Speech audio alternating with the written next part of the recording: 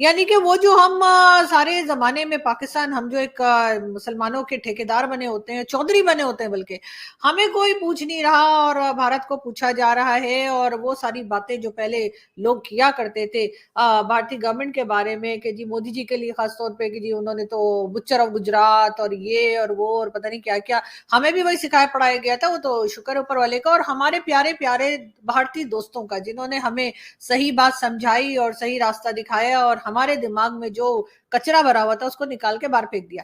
तो पाकिस्तान के पासपोर्ट को कोई अहमियत नहीं है।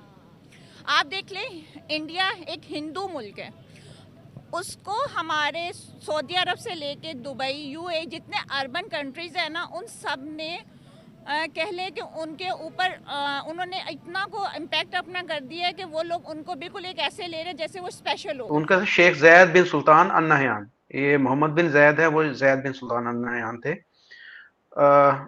उनके बारे में मैं ये कहूंगा, कभी तुम भी हम भी थे आशना, तुम्हें याद हो कि ना याद हो।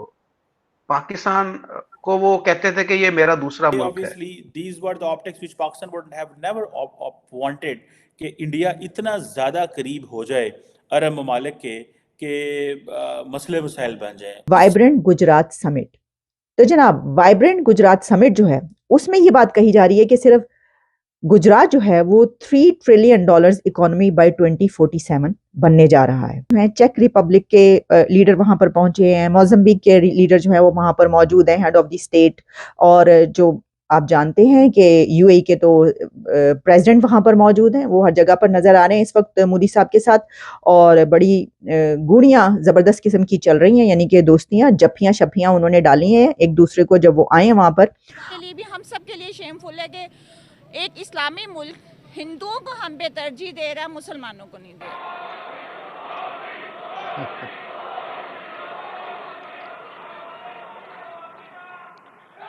His Excellency दोस्तों, आजकल वाइब्रेंट गुजरात समिट चल रहा है, जिसमें चेक रिपब्लिक के प्राइम मिनिस्टर, यूए के प्रेसिडेंट मोहम्मद बिन जैद और भी बहुत से मुल्क के हेड ऑफ द स्टेट आए हुए हैं। सबसे बड़ी बात यह है कि इसके बड़े बड़े बिजनेसमैन, जिसमें अंबानी और अडानी भी शामिल हुए। दोस्तों, जहां मुस्लिम कंट्रीज पाकिस्तान को छोड़ भारत की तरफ आ रही हैं, वहीं पाकिस्तान को इससे बड़ा मलाल लग रहा है और हैरानी भी हो रही है कि यूएई इंडिया में तो बड़ी बड़ी इन्वेस्टमेंट कर रहा है और पाकिस्तान में या तो वो शिकार खेलने के लिए आता है या फिर डोनेशन देने के लिए। दोस्तों, पाकिस्तान हर वक्त हिंदू मुस्लिम ही करता रहता है, जबकि भारत एक सेकुलर कंट्री है जिसमें हर मजहब के लोग रहते हैं और भारत के प्रधानमंत्री हमेशा ग्लोबली एक फैमिली की बात करते हैं।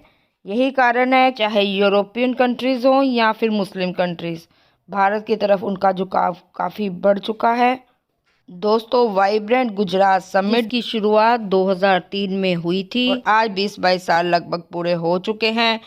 दोस्तों, इसमें देश के बड़े बड़े बिजनेसमैन ने इन्वेस्टमेंट की बात की है, जिसमें अडानी ग्रुप ने लगभग 2 लाख करोड़ अगले 5 साल तक इन्वेस्टमेंट की बात की, जो कि एक बहुत ही बड़ी इन्वेस्टमेंट है। इसी तरह अंबानी ग्रुप ने भी अगले 10 साल के प्लान्स बताए अपने, और साथ ही मोदी है तो मुमकिन है कि नारे लगाए। दोस्तों, ऐसा पहली बार हुआ है कि मिडल ईस्ट की इतनी सारी मुस्लिम कंट्रीज तरह एक साथ भारत के किसी बड़े इवेंट में शामिल हुई हैं और भारत के साथ बड़ी बड़ी डील कर रही हैं। मुख्य तौर पर यूएई के प्रेसिडेंट की डील्स शामिल है, जिसमें गुजरात के छोटे बड़े स्टार्टअप्स अपने नए प्रोडक्ट्स के साथ भी शामिल किए जाएंगे। तो दोस्तों, वीडियो की तरफ चलते हैं। आगे बढ़ने से पहले मेरे चैनल को लाइक और सब्सक्राइब जरूर कर दें। यूएई जो है, वहां के जो प्रिंस आए तो उनको तो जी मोदी जी ने जो है वो झप्पियां डाल दी। और ये के साथ हमारे, मेरे फेवरेट, बल्कि सभी पाकिस्तानियों के बहुत फेवरेट है, डॉक्टर जयशंकर। शायद वो वाहिद मिनिस्टर हैं इंडिया के जिनकी हमने कभी कहीं बुराई नहीं सुनी, हमेशा तारीफें ही सुनी है। और हमारी तो बड़ी ख्वाहिश है कि पाकिस्तान और भारत के टर्म्स ठीक हो जाएं, तो कुछ टाइम के लिए अगर हम डॉक्टर जयशंकर को ले लें और हमारे यहाँ जो फॉरेन पॉलिसी है उसको थोड़ा सा डिजाइन करके दे दें हमारे मिनिस्टर्स को, तो शायद थोड़ा सा हम भी संभल जाए। वैसे भी एक टूटा फूटा और परेशान हाल पड़ोसी जो है वो किसी के लिए फायदे में नहीं होता, नुकसान ही होता है। तो अच्छा, ये नरेंद्र मोदी को ब्रदर कहा, इंडिया के साथ उन्होंने कहा स्ट्रॉन्ग टाइज हैं एंड ब्रदर पीएम मोदी। आपको इस चीज़ की सिग्निफिकेंस होनी चाहिए। सो जो ब्रदर है वो पाकिस्तान के लीडर्स को भी ब्रदर कहते हैं, लेकिन हमारे जो लीडरशिप है वो ब्रदर तो कहते हैं, लेकिन हम फिर उस ब्रदरहुड का नजायज़ फ़ायदा उठाते हैं। हम फिर अपने लिए फेवर्स मांग लेते हैं, हमारे लीडर्स गाड़ियां मांग लेते हैं, उनको तोहफे आ जाते हैं, वो ये इशारे देते हैं उनको कि भाई हमें ज़रा हज करवा दें, हमें तोहफे में गाड़ियां दे दें, हमें ख़तरा है तो वो मर्सिडीज़ बेच देंगे। इस तरह की चीज़ें जो है वो होती हैं, तो वो समझते हैं और फिर देन ये चीज़ें चलती हैं। लेकिन on the part of this Narendra Modi, उन्होंने कहा जी ब्रदर पीएम मोदी, ठीक है जी। और इसमें G20 इसमें भी उन्होंने G20 का हवाला दे दिया कि हमने किस तरह अफ्रीकन यूनियन को इंगेज किया। वो जो मोज़म्बिक इधर उधर बाकी जो बहुत सारे कुछ अफ्रीकन मेरा ख्याल है लोग भी आए हुए थे, अफ्रीकन मुल्क में लोग भी आए हुए थे, इंडस्ट्री कंपनियां भी आई हुई थी। मोदी साहब ने भी यूएई प्रेसिडेंट को ब्रदर कहा, तो ठीक है। जैसे कि यूएई की का जो झुकाव है, यानी कि वो एक इस्लामिक कंट्री है और उसका जो झुकाव है वो इंडिया की जानिब है। और इसकी एक जीती जागती मिसाल ऐसे है कि यूएई के जो प्रेसिडेंट है उनका आज विजिट था और प्राइम मिनिस्टर नरेंद्र मोदी के हाथों में, वो कह सकते हैं बाहों में बाहें डाल के उन्होंने आज रोड शो किया है। आपने कहा कि यूएई जो है एक इस्लामिक कंट्री है, कहा ना आपने। आपको मैं ना यूएई का कॉन्स्टिट्यूशन पढ़ता हूँ, थोड़ा ज्ञान ले लीजिएगा। Article 1, the UAE the United Arab Emirate is an independent sovereign federal state and is referred to hereinafter in the constitution as the union. The union shall consist of Abu Dhabi, Dubai, Sharjah, Ajman, Quwan, Fujairah, Ras Al and Khamia. Any other independent Arab country may join the union provided that Supreme Council may agree with that. Arab country को सिर्फ allowed है।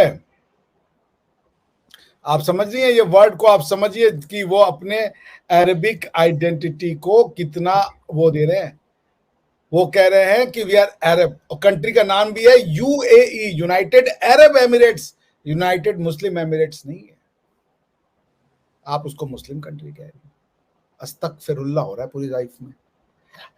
अब वो क्यों आए और समय देखिए कब आए। 22 जनवरी को राम मंदिर का वो है कॉन्सिक्रेशन, प्राण प्रतिष्ठा कहते हैं, उस समय वो आए। 370 धारा अनुच्छेद 370 को जब हटाया गया तो उसके बाद यूएई पहला कंट्री था जिसने एमआर कंस्ट्रक्शन, जो कि उनकी होम कंस्ट्रक्शन है, उसको भेजा और कहा जाके कश्मीर में मॉल बनाओ। मोहम्मद बिन सलमान साहब इंडिया के साथ मिलकर के, इजराइल के साथ मिलकर के कनेक्टिविटी का रोड बना रहे हैं चाइना के अगेंस्ट में, जो आपका यार है। ये बात दोबारा दोहराने की है, लेकिन इसको जितनी पटल पे दोहराया जाए उतना कम है। भारत के वजीर आजम ने भी तकरीर की, लेकिन इसमें 2 स्पीचेस जो हैं वो बहुत चल रही हैं। उसके अंदर जो है, एक तो है अडानी और एक है अंबानी, मिलते जुलते नाम है। तो मुझे बड़ा मजा आ रहा था जब वो स्पीचेस सुन रही थी कि ये हो क्या रहा है, क्योंकि जाहिर है कि जैसे जैसे आगे बढ़ रही है जो समिट है तो उसकी सारी रिपोर्ट्स हो रही हैं, चीजें और हमारे सामने आ रही हैं। उसमें जो अंबानी साहब हैं, उन्होंने कहा है कि नरेंद्र मोदी जो हैं वो most successful PM of India's history, Bharat की तारीख के सबसे ज्यादा कामयाब तरीन वजीर आजम करार दिया है अंबानी ने अपने वजीर आजम को। कि ये बहुत बड़े स्टेक होल्डर्स हैं, इंडिया 5th लार्जेस्ट इकोनॉमी के सबसे बड़े स्टेक होल्डर्स, ठीक है। तो इनका कहना जाहिर है कि वो ये कह रहे हैं, इससे पता ही चलता है कि वो कह रहे हैं कि हम अपने प्राइम मिनिस्टर के पीछे हैं। और अगर वो अपने प्राइम मिनिस्टर के साथ हैं अपने कंट्री के लिए, जैसे मैंने कहा कि 2 लाख करोड़ जो वो कह रहे हैं हम गुजरात में नेक्स्ट 5 ईयर्स में इन्वेस्टमेंट करेंगे, तो आप देखेंगे कि गुजरात कहाँ पहुंचता है और फिर इंडिया जो है मजीद आगे कहाँ पहुंचता है। चोलिस्तान के अंदर 99 ईयर के लिए पटे पर दे दिया कि हाँ आप आए यहाँ पर, आप शिकार खेलें और अपना एंजॉय करें और वापस चले जाएं। हमने कोई उनसे इस तरह की कोई ट्रेड की डील नहीं की, ना ही हमने कोई बिजनेस की उनको ऑफर की कि पाकिस्तान के अंदर आप कोई बिजनेस स्टैब्लिश करें या हमारी कोई हेल्प करें इस हिसाब से। हाँ, हमने हेल्प उनसे मांगी जरूर। हमने ये बोला कि आप जो एयरपोर्ट से आपके महल को जो रास्ता जाता है, सड़क जाता है, इसको आप बनवा दें। उन्होंने बनवा दी और बनवाई भी इस तरीके से, जब वो पैसे दे के जाते थे, ग्रांट दे के जाते थे कि ये सड़क जो है वो कारपेट रोड बनी हो, अगले साल वो आते थे फिर टूटी हुई होती थी, तो वो दोबारा से पैसे दे के जाते थे कि यार इस दफा आपने ठीक नहीं बनाई, अगली दफा और ज्यादा अच्छी बना दें। तो वो अगले साल जब आते थे फिर वो टूटी हुई होती थी। तो उन्होंने तंग आके क्या किया कि अपना जो एयरपोर्ट था वो अपने महल के अंदर ही बना लिया कि मैं आपके एयरपोर्ट पे आऊंगा ही नहीं भाई, मैं अब अपने जहाज जो डायरेक्ट अपने पैलेस के अंदर ही उतार लूंगा। तो उन्होंने एंड पे ये किया। तो ये तो हमारे हालात है। हालांकि उस वक्त जितने भी रहीम बियारहां की मसाजिद थी, बहुत सारे स्कूल्स थे, वो सारे के सारे उनके डोनेशन पे चल रहे थे। एक ही तरफ देखते हैं हम अभी भी महमूद गजनवी, हमारे जहन के अंदर वही महमूद गजनवी घुसा हुआ है और हम उसको अपना हीरो मानते हैं कि नहीं वो ठीक है, वो ये उसने सोमनाथ के ऊपर हमला किया, हिंदुओं के मंदिरों को गिराया, हम वही हैं।